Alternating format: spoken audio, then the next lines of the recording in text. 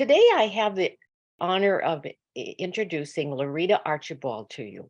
She's been a long-term friend of mine since the 80s, and she is also an author of a book. So I want to have a conversation with her about our history, her history, especially about how she got so involved in the suicide and grief group, um, which in those days wasn't really available to any of us.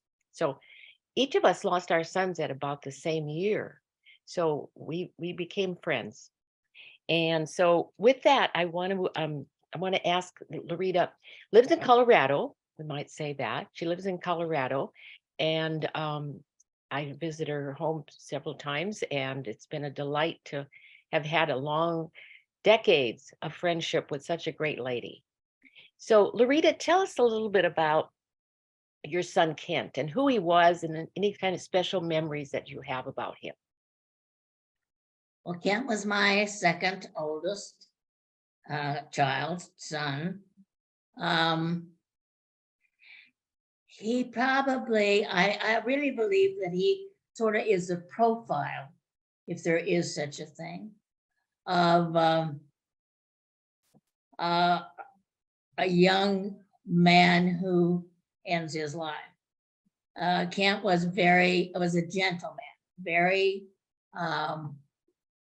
very highly intelligent person, underachiever, however, had a great sensitivity for other people and their problems and their well-being. Was a very loving person.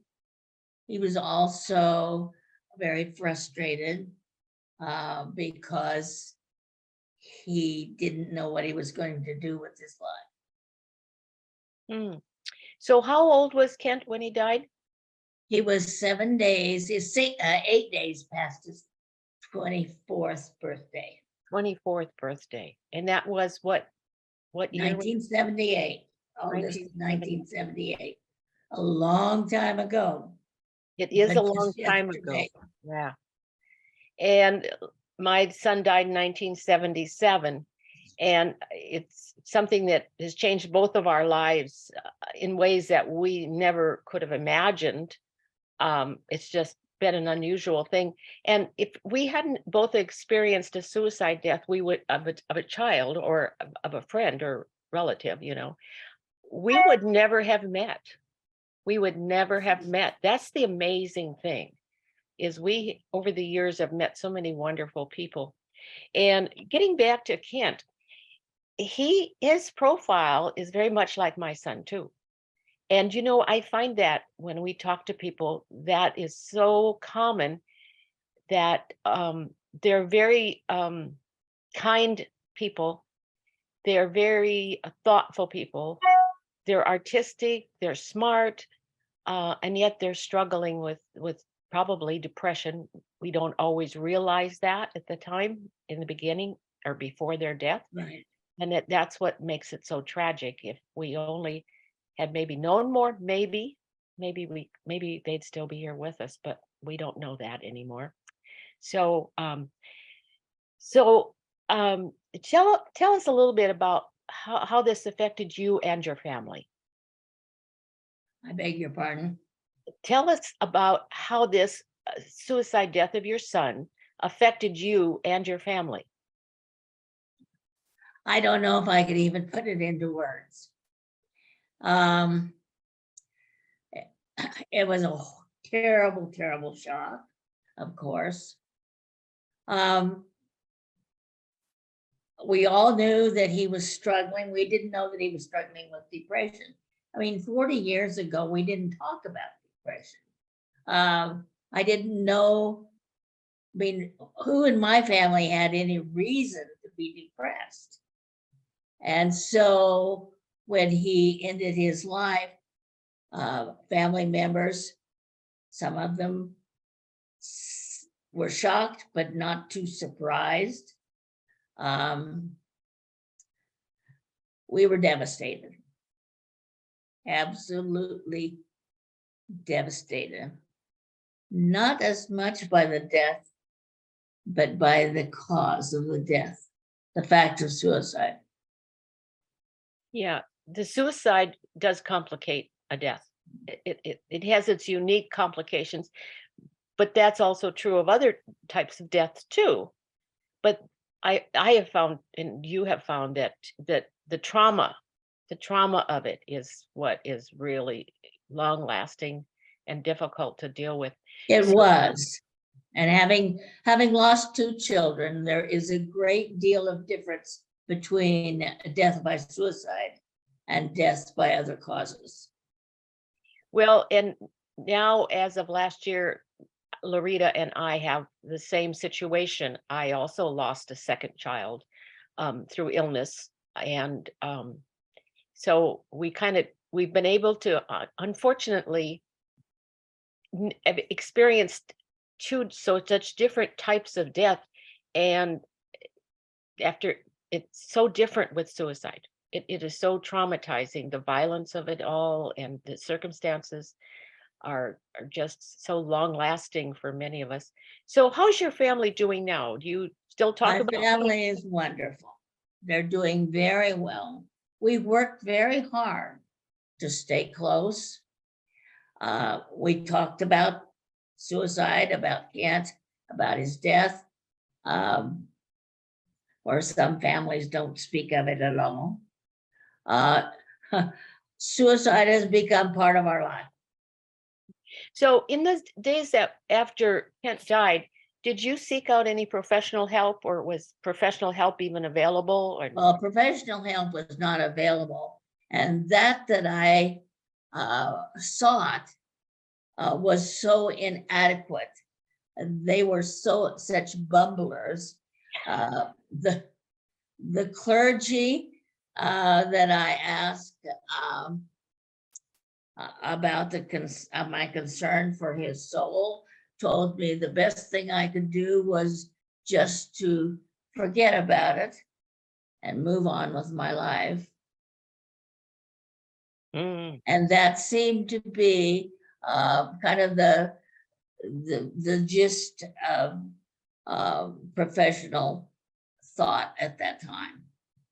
Oh, well, I remember a pastor meeting me at the hospital because my son didn't die instantly. And he said to me, Marilyn, just remember, he said, these things happen. That was all he said to me. And that's all he ever said to me. So, yeah, but nobody talked about suicide. Nobody talked about the aftermath of suicide, deaths.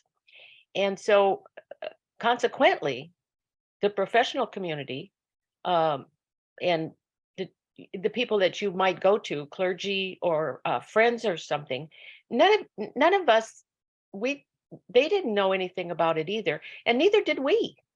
I mean, I did not. And the attitude was, I mean, their eyes dropped, their head turned a little bit. They seemed to be a bit embarrassed about it. They had an opinion, and of course it was very negative. The attitude and the response of other people was a big part of our grief. Yeah, so we probably both felt very much alone in our grief because there really Very wasn't much, anybody that very could. much. We didn't know other people that had a suicide death, so consequently, they couldn't relate to us, and we couldn't relate to their That's right. bungling, as you called it, is they really didn't know what to say. I guess we were fortunate if they just said, I'm sorry. Because Yes, yeah, and I had friends who just put their arms around me and held me and said, I don't know what to say. I had the same experience. One of my friends came to me and said, I didn't come by, Marilyn, to the house. She said, because I didn't know what to say. And the only thing I could say back to her was, I don't know what to say either. I think we were all so flabbergasted and traumatized in those days. it's a different world now. There is lots of help and support and encouragement, and people that have learned more about suicide, the researchers and the professional people. And so that has made a huge difference, and we hear about it on the news now, and it's not that secret thing in the closet anymore. So that has been helpful. So tell me, what really prompted you to get involved? Because you got very involved very, very early on after Kent's death. Well, my son died in 1978 in the fall. Early in the year, I read in the newspaper where the American Association of Suicidology was meeting in Denver that spring in March of 1979. And I was determined to go because there I was going to learn why Kent had ended his life. And much against my husband's wishes and my children's wishes, I went. And it was at this conference, there were 6 survivors in total. There was no support. There was no postvention group at all. They had one session for survivors in a 3-day conference. And the 6 of us, of the 6, there was one other mother, and her name was Virginia Lee. I will never forget it. She was from Florida. And she and I spent the other 3 days over coffee, talking of our sons, talking of our situation, of our fears for our other children, being blindsided by what came out of my meeting with Virginia was how fortunate I was to be me, to have my husband, the father of Kent, to hold me in the night when I cried, to share with me this terrible loss, and to have his siblings who mourned his death, who felt the terrible void that was left by his passing. And I came home from that conference, and Virginia had no one. Her son had been the oldest. His only sibling was, she didn't know where he was. Her parents were elderly and needed her care, and so they were not helpful, where my parents and my husband's parents were very, very supportive and loving and concerned about us. So I came home from that 3 days thinking, what a wonderful opportunity, or what a wonderful thing it would be if there were people who could come together and talk about this and comfort one another and share their experience and make comparisons and offer each other encouragement. But there was nothing at all. So I was determined. I read about a group. I don't even know what kind of a group it was. I didn't know they were called self-help groups or support groups. But I decided that that's what I would do. And I spent a lot of prayer on this. Prayer and my God have walked. That's been the lead person in this whole movement Anyway, I started looking for a place and some guidance. And I went to a local agency that is an umbrella for support groups. Just picked it out of, just stopped one day because it was on the street. I walked in and asked to speak to the executive director. Was welcomed into her office. And I told her that what I wanted, that I wanted to provide a group for people who have lost loved ones to suicide. I expected her to be shocked and to even ask me to leave. Instead, she moved from her desk. She went to the door of her office and closed it. And she said, "My dear, I've been waiting for you for years."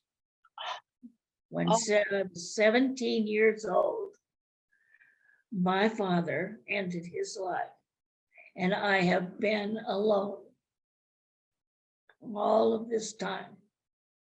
I will do anything, our agency will do anything we can to help you. We will provide you space. We will provide you a copy, a right material, copy privileges. Anything we can do, we will help you. And that's how Heartbeat got started. The people there helped me. I developed the philosophy that Heartbeat stands for. I asked my husband to help me. Would he help me? And he said, "I will help you. But I don't want you to be disappointed when no one comes." Our first meeting was November of 1980. And there was one other person beside my husband and I. By February, there were 5 or 6. That summer, people were driving across the plains from Kansas, over the mountains from Utah, down from Cheyenne. And we were having 15 and 20. And within 2 years, we had 3 other chapters. Wow. Amazing story, LaRita. I had not heard the details on this. I mean, I know about Heartbeat, but But there's there's a God wink in all of this. I don't travel alone. None of us do. none of us But do. this especially, I cannot tell you how many times I haven't said, "Okay, God, here we go again. I need you beside me." And there was the presence. Absolutely. Well, how amazing the journey that each of us have, and those particular people that cross our paths or we found just by walking through doors, walking to that conference, and to find Virginia, Right. and then to find this other woman behind the desk who closed the door and said, "Let's talk." Yeah, amazing. And it does happen like that when it's supposed to happen. Yeah. Of course. But Yes. all in the plan, and it always seems like a high price that we had to pay. And I will have to say that as far as I know, Heartbeat was the first organized group for survivors of suicide, survivors after the death of by suicide. Yeah. I mean, because there wasn't anything back then. People did not talk. And this was before our friend in Atlanta, hers started the next year. Yours started very soon afterwards. We have, and it seemed to be that just a movement just sort of exploded And before any time at all, just a few years, support groups for suicide bereaved were available in major cities across the country, and became our post-pension became an integral part of a national organization like the American Association Suicidology. Yeah. And of course, from there. Yeah, we sort of banded together at those annual conferences, and that's where the strength came. More and more people, more and more grieving families came and attacked. And you know what? And we had some great times, some good laughs, some good times, and formed spatial bonds like you and I have with people across the country. How wonderful out of such a tragedy that these friendships are. Yeah. For over 40 years, we've known each other. That's right. Over 40 years. It's an amazing thing. And it's like we can always pick up the phone and it's like we just saw each other yesterday. Right. Yeah. And you and I have roomed together. Yeah, we have at conferences. Yes. We've had some good times and we had made other wonderful friends too. Right. There's a whole group of us that stuck together every year, and we kept coming to the conferences, and we kept being very visible and outgoing, and they couldn't deny us after a while. Well, actually, we were the foundation for this entire post-pension movement. I mean, it's a poor comparison to what is going on now, but it was a beginning. It was very important, and it was out of tragedy. This is a wonderful thing to have been part of.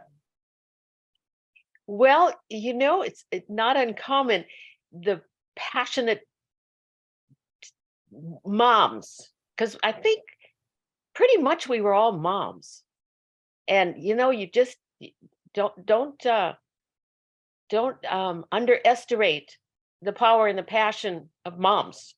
No, we had a couple of siblings Mm-hmm. From the East Coast. But I think most of us were parents. But yes. Yeah, it was amazing. Uh, So you and I both have done so much together.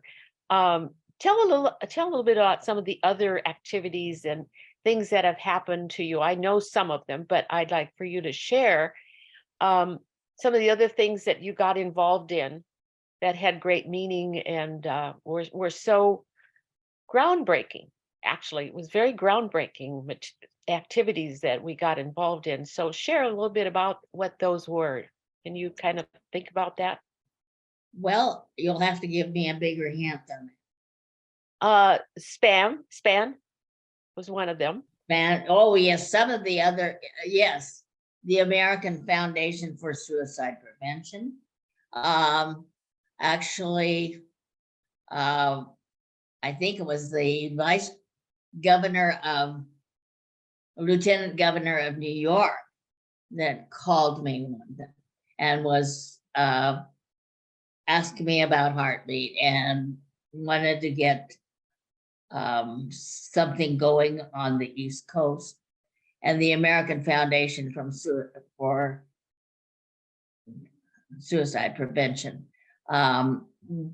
grew out of that, his interest, as far as I recall. Some of the other SPAN, yes, SPAN was, and the YROCs were wonderful couple who devoted their lives, and as did Sam and Salmon Lois Bloom. Lois Bloom. Oh my, yes. She wrote a book after Sammy died. Yes. And some of these people are gone. Yeah. But to have been, yes, connected. And I will, as I was dressing to do the seminar this morning, I was looking for something turquoise to go with my purple shirt, because Michelle Lynn Gust was in Colorado speaking at a conference, one of the first conferences for suicide bereaved that we had, and we had it here. She said, we need some kind of ribbon to identify us.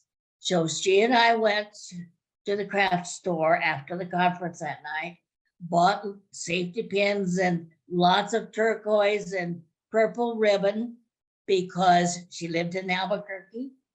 Those two colors were very significant to the Indian culture, and she was very much into that. We stayed up late making little ribbons, and out of that grew the ribbons that we wear now. And I'm very proud of that, to have been part of that. I can't think of more. Oh, there was, I've served on so many committees. I just thought my middle name was committee for years and years. But national committees, things, and so have you, that have made this movement grow. Mm-hmm. Yes. Opportunities just came, just knocked on our door, and it was an amazing span that you and I both got deeply involved in. It was suicide. Yes, I like opportunity. Yeah. The SPAN stands for Suicide Prevention Advocacy Network. And what we did was we met in Washington. Well, we had other organizational meetings, but basically once a year we would go to Washington, D.C., and we take literature and we would visit every single legislator by state. So I had California, you had Colorado, and we got speakers and we had press conferences. The quilts got started, the memorial quilts got started in 1998. And with Sandy, and we were a bunch of determined. And the shoes. And the shoes. Yeah, tell us about the shoes. Well, I can't recall. We took worn shoes and donated them to the homeless people in Washington, D.C. And why that got started, you'll have to fill me in on that, because SPAN was at DC that year, and we had a special outing one evening, and a speaker out in the park, and I don't remember the name of that particular park. It's near the Capitol, but it was Jerry and Elsie's idea, I think, that we would donate shoes to an agency that helped the homeless, and so it was a matter of providing shoes that we couldn't provide for our own children. And we were kind of encouraged to bring a shoe that would have fit our child or our loved one, because there were hundreds of us there. And those were donated to this agency, and it was a pile. We piled them up. We did a walk around the park, piled those shoes up in a huge pile. And the agency sent a representative to pick them up while we were there. And it's very ironic that the executive director of that program, who had been a homeless man himself, but he was pretty famous at that time. I don't remember his name either. But a few years later, some years later, not, I don't know, a decade later, maybe or so, he actually died by suicide himself. I don't know if you knew that. Yeah. It was really, really sad. He'd done so much for the homeless people in Washington, D.C. area. And was so well known. And we did that for several years with the shoes. And sometimes people would bring brand new shoes, whatever possibly that they could bring. But it was an exciting thing to be part of it, and it had such great meaning for all of us. It really did. It was the shoes that our kids can't wear anymore. So, but we had some fabulous things there with Senate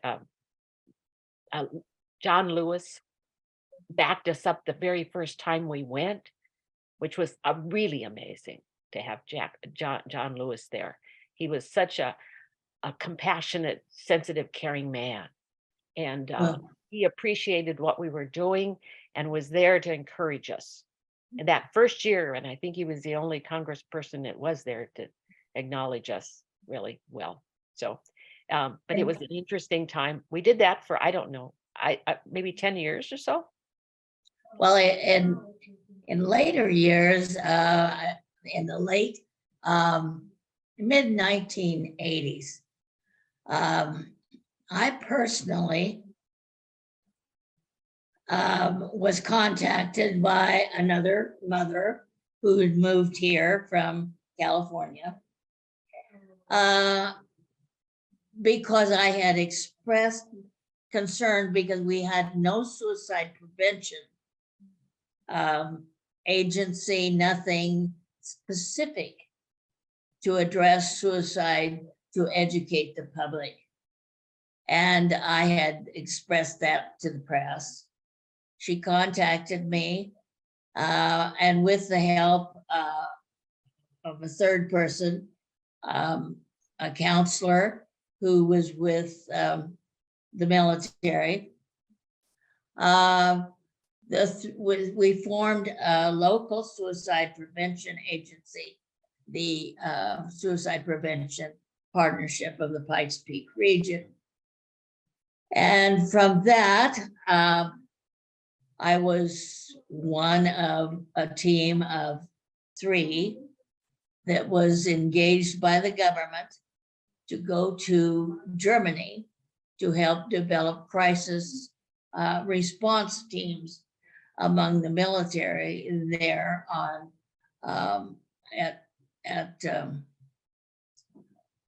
can't think of the name of the base, but we went 3 years in a row. We went to develop, then we went to reinforce, and then the 3rd year we went to reinforce again. And we lost our funding. And somebody thought it wasn't that important. And so we were not able to go back again. And of course, the crisis response teams needed that reinforcement. But that was one of the personal satisfactions that and developing something locally that is a standalone. I'm very proud of. Wow. So that was in Germany, you said, right? Yes. You did that in Germany. Wow. And I know that you also here in the United States have also done some training and so on with the military quite regularly, right? Right. Well, it's just not the military. We have now we do have military groups. We have one of the only support groups for suicide bereaved on a military base is at Fort Carson, Colorado here. Wow. Yeah. Because the military does, we have 5 military installations in Colorado Springs. And so we're very aware of the 21 people, soldiers, military a day that end their lives. Yeah, and it's gotten to get a lot of publicity, and a lot of effort has gone into helping the military for the past, I don't know how many years, maybe 10, 15 years, 20 years.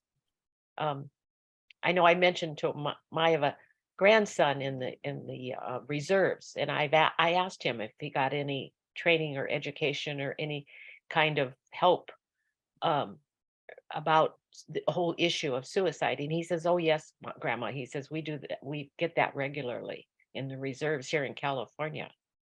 So that was very satisfying to know that, you know, it really has made a difference. But it really happened because of us passionate people that met at AAS. To the person that's watching this,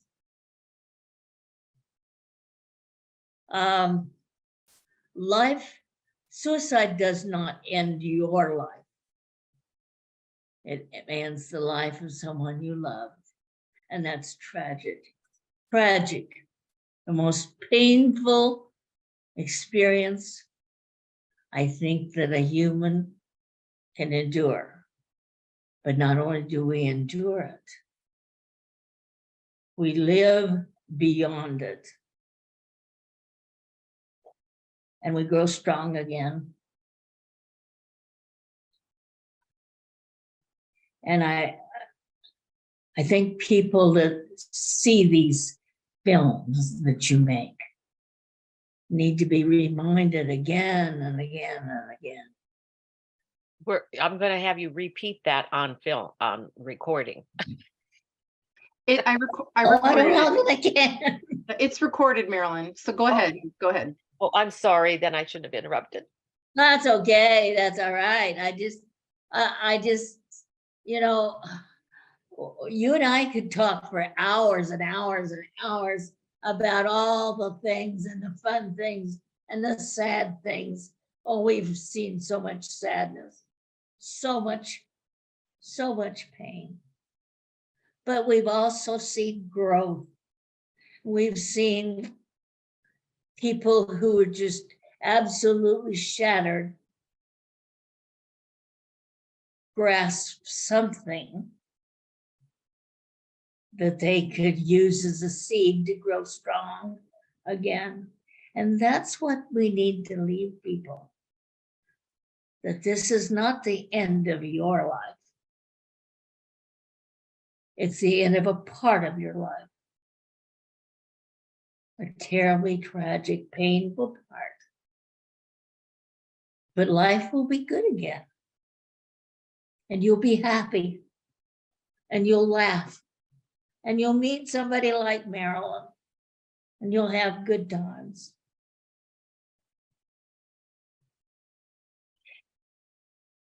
Well, we were a special breed and we still are. We're still very determined. It's like, Well, you are, Marilyn. you are too. I'm kind of fading into the sunset, but I am amazed at what you've done. Yes. Yeah, but it has been an amazing journey. But before we talk about the summation of a journey that we've had so far, I want to for a couple of things. We're going to talk about the book you wrote, but also you mentioned Heartbeat. Would you expand a little bit about Heartbeat? What the philosophy of Heartbeat is, and what makes it unique? Because it is unique differently than what Friends for Survival is. I mean, we do the same Yes. thing, but you have a different structure, infrastructure. And so it's been very interesting. So tell us a little bit more about Heartbeat and the probably I know you've had some miracles just like we all have had with people. So tell us a little bit about Heartbeat. Well, Heartbeat, the name Heartbeat, each letter, I mean, it's an acronym that speaks to the philosophy that we work, the philosophy of healing that we work toward. And each letter has, you know, the healthy coping techniques and empathy and acceptance, resolution of conflict and the truth, and to be a reach out and affect public education and acknowledge that suicide is a health problem across the country, not just a death, but a health problem. And doing what we can to transform that, change things. So Heartbeat is a philosophy. And our mission, of course, is to support people who are bereaved by suicide, to give them encouragement, to provide a safe place for them to speak of their pain and their fears and their loss.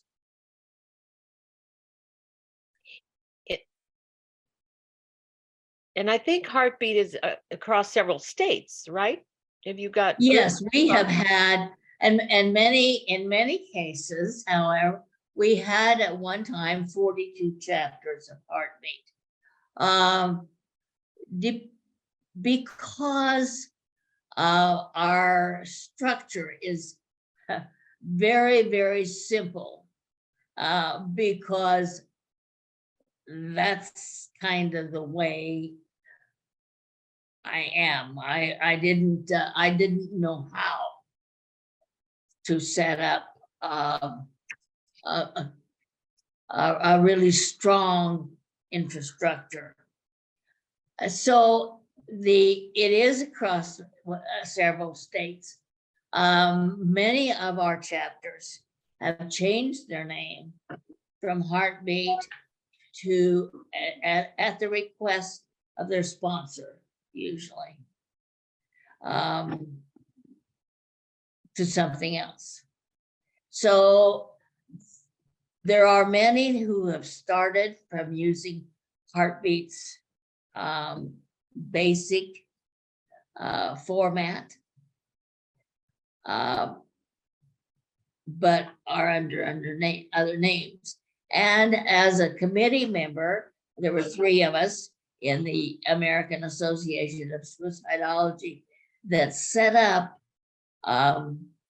criteria for starting a support group, things that it had, that we needed, that we had to have. And I was one of those that served on that committee, and I can't remember even what they are, because it's one of many. Oh, that was 40 some years ago. 47 years ago. Yeah. And 47 years ago, I can't remember all the details either. Right. Yeah, right. Well, I can, but no.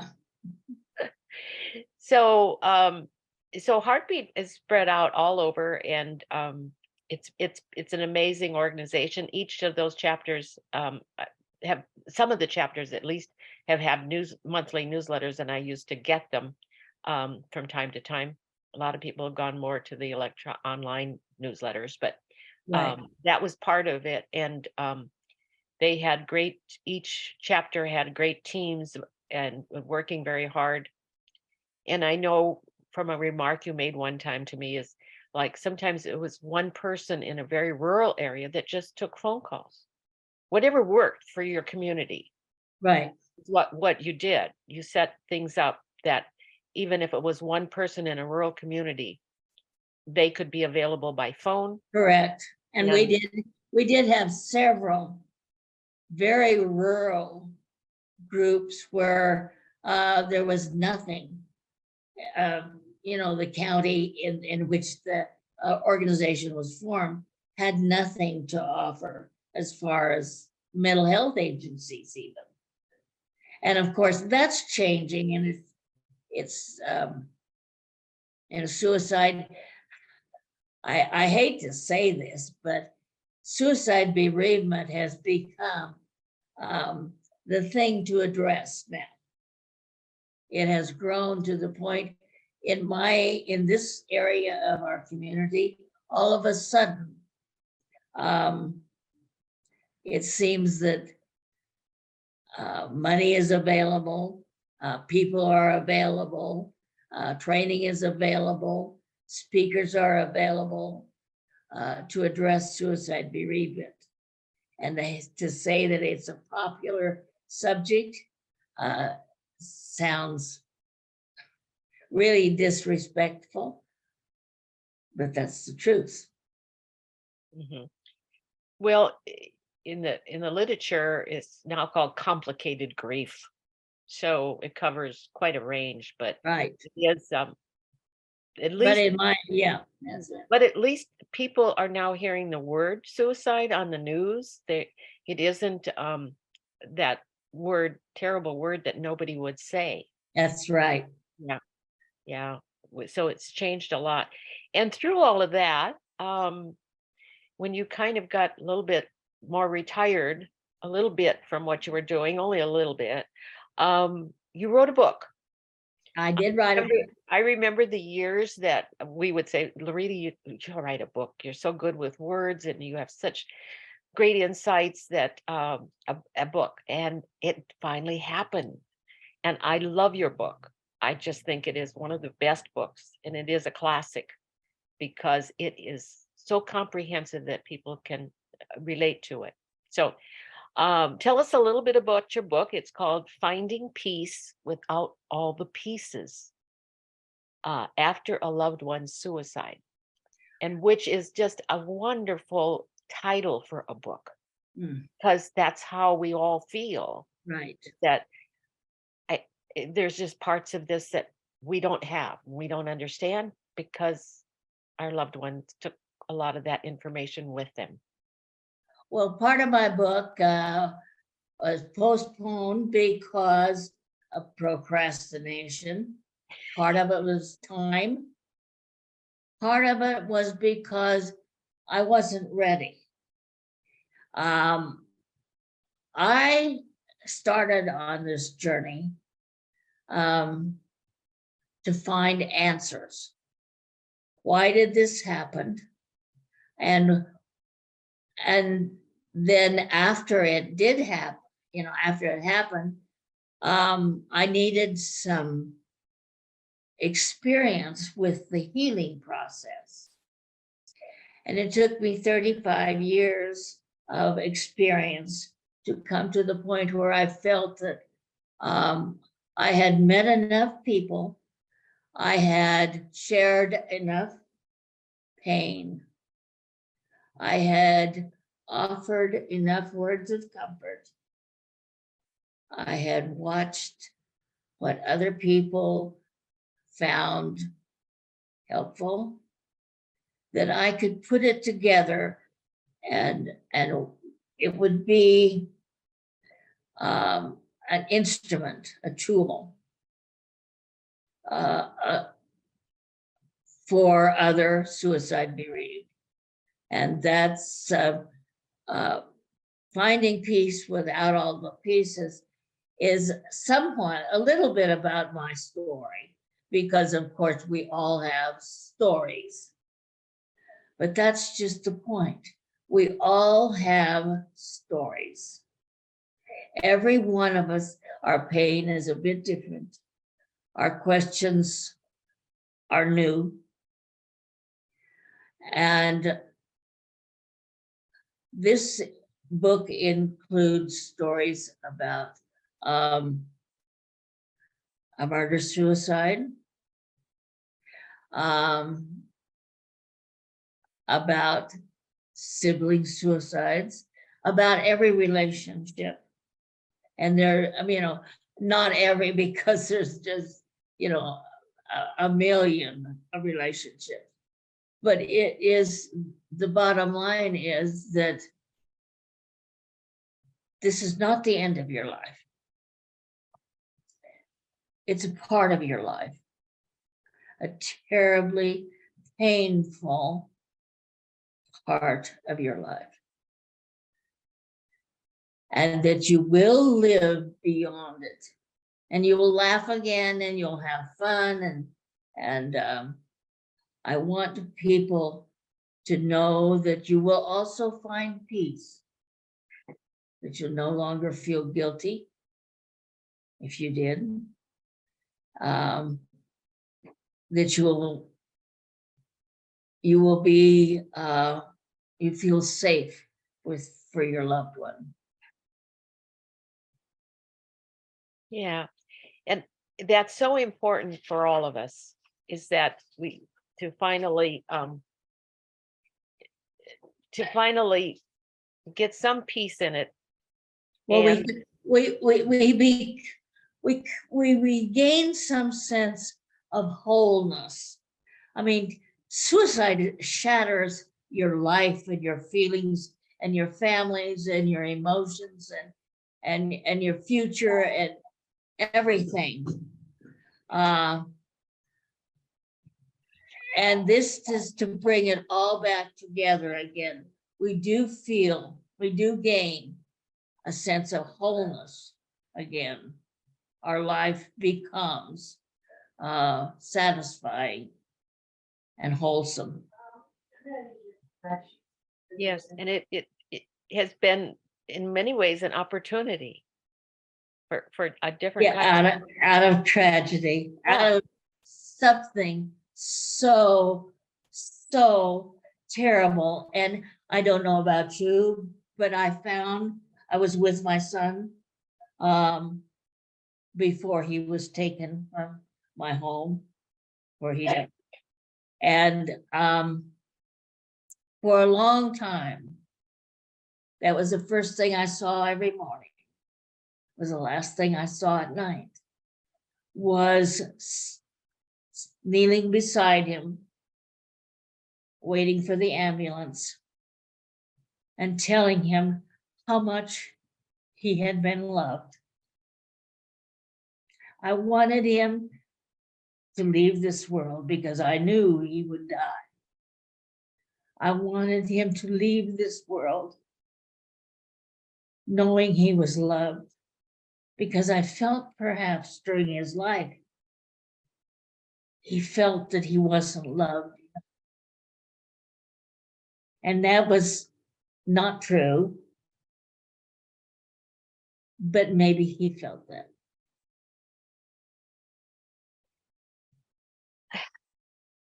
This has been amazing. I have one last question. How would you sum up these last 40 years?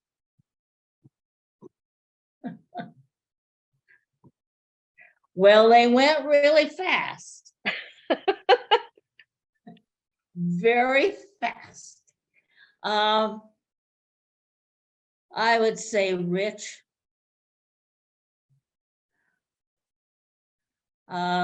Productive.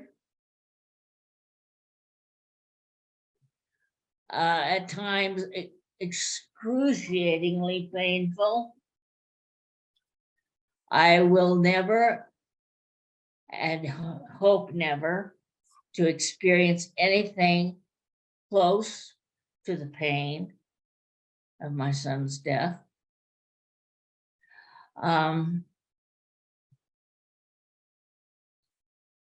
I would say I have been deeply privileged to have been appointed this, because one of the first things I was told, I said after my son's death, this will not have been for nothing. And that's how I invested those 40 years. And I've made friendships. And I've made tremendous strides in my own life.